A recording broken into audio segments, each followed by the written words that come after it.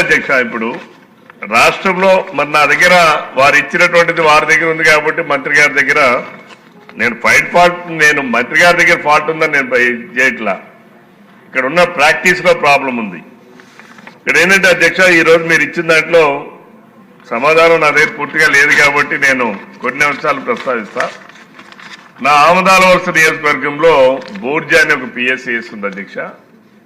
అక్కడ ఒక సిఇఓ ఉన్నారు అధ్యక్ష.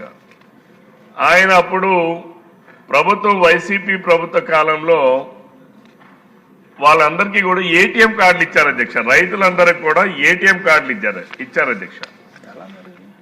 ఆ సిఇఓ గారు ఏం చేశారంటే ఏటీఎం కార్డులన్నీ వాళ్ళ దగ్గర పెట్టుకొని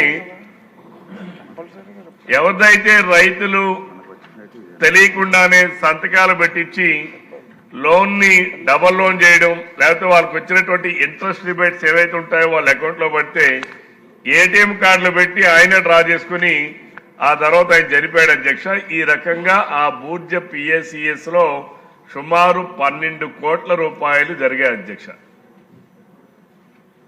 అక్కడ ఉన్న సిబ్బంది చేశారు అధ్యక్ష. ఈరోజు రైతులకు నోటీసులు ఇస్తున్నారు అధ్యక్ష. నా దృష్టికి వచ్చిన తర్వాత నేను ఒకసారి వారు పిలిచి మాట్లాడితే రైతులకు నోటీసులు ఇస్తున్నారు అధ్యక్ష. నువ్వు 60,000ది నువ్వు 1,00,000 కట్టాలి, 2 లక్షలు కట్టాలి అని చెప్పి.